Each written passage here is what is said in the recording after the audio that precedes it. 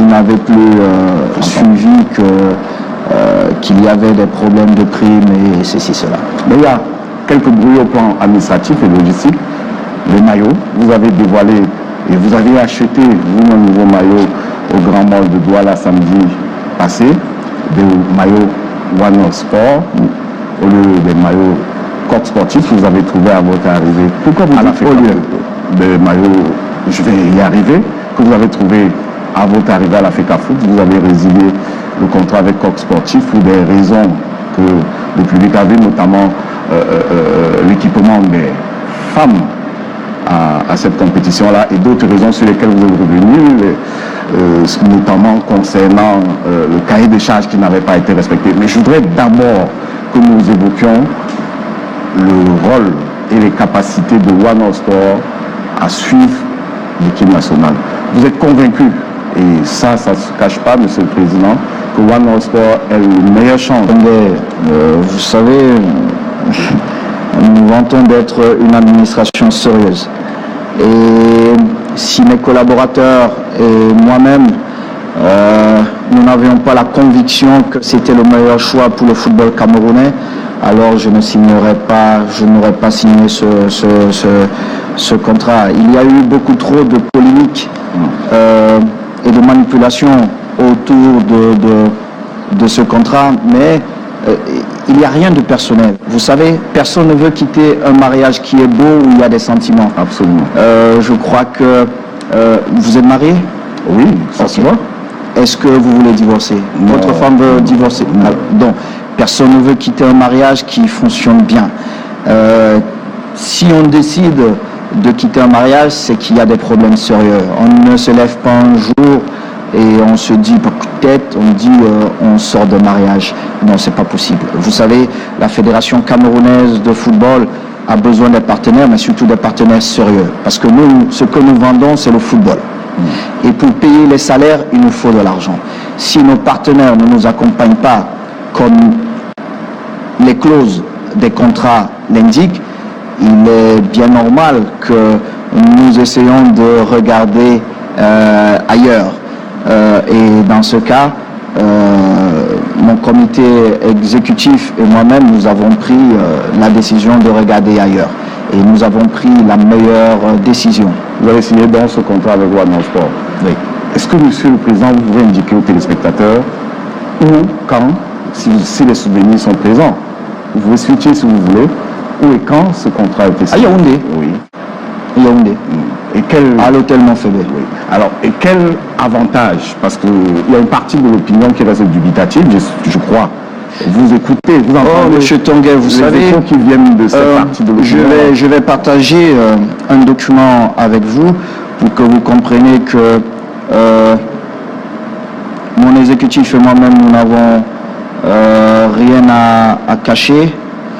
Vous verrez le communiqué qui était prévu pour le 9 août. Je vous prie, vous pouvez le lire. Il y a tous les chiffres dessus, il y a tout.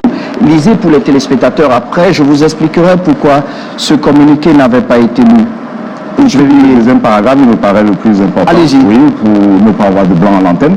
Dans le cadre de l'exécution de cette convention, le nouvel équipementier s'engage à verser la somme d'1 milliard de francs CFA par an à la Fédération camerounaise de football, soit un total de 3 milliards à l'échéance contractuelle fixée.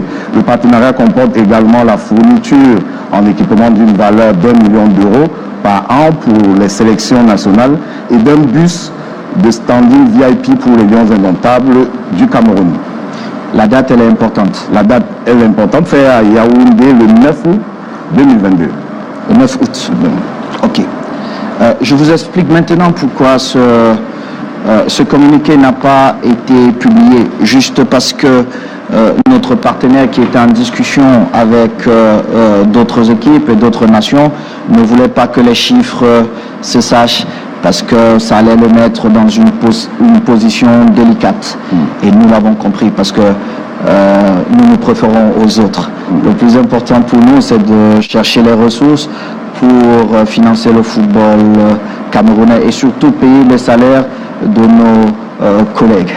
Qu'est-ce qui vous décide aujourd'hui à révéler ces chiffres en partie Non, il n'y a rien qui me pousse à révéler. Je voulais juste être tout à fait honnête avec vous et surtout avec les Camerounais, parce que certaines personnes ont pensé que nous avions des choses à cacher. Certains ont même essayé de dire à l'opinion publique que je me refaisais une santé financière, mais cela ils oublient que quand ils ont des difficultés, c'est vers moi qu'ils se retournent souvent pour que je les aide. Il y a même un certain chanteur, rappeur, je ne sais pas quoi, il oublie que pendant 2 ans, il a vécu à mes frais avec plus de 5 000 € par mois. Vous voyez donc les intérêts changent très souvent. Et quand ils sont dans le besoin, ils se font acheter par certaines personnes. Moi, j'ai une conviction, j'ai proposé un projet. Les délégués qui représentent le peuple camerounais nous ont donné mandat pour ce projet et j'irai jusqu'au bout de ce projet. Alors, la seule chose qui me guide, c'est d'améliorer le quotidien des footballeurs, c'est de payer les salaires, parce que je tiens aussi à vous dire, parce que quand les gens parlent de l'ancien équipementier et tout ça, les gens oublient que nous devons payer les salaires. Dites-moi, je prends l'argent où? Parce que de temps en temps, Madame Etombi qui est là, elle peut vous dire que j'avance j'avance mon argent. J'avance mon argent pour payer plusieurs choses. Donc, écoutez, nous ne sommes pas venus comme certains pour nous faire de l'argent à la fédération. D'ailleurs, ça se voit, parce que même les aveugles retrouvent la vue avec ce que nous sommes en train de faire. Mais nous sommes venus pour montrer aux gens comment ça se fait. Et je suis plutôt heureux parce que je vois les footballeurs très heureux. Je vois mes collègues heureux parce qu'ils n'ont plus les 8 mois d'arrêt de salaire. Vous savez, c'est un droit basique pour quelqu'un qui travaille. Je ne comprends pas comment certains dirigeants ont pu laisser ce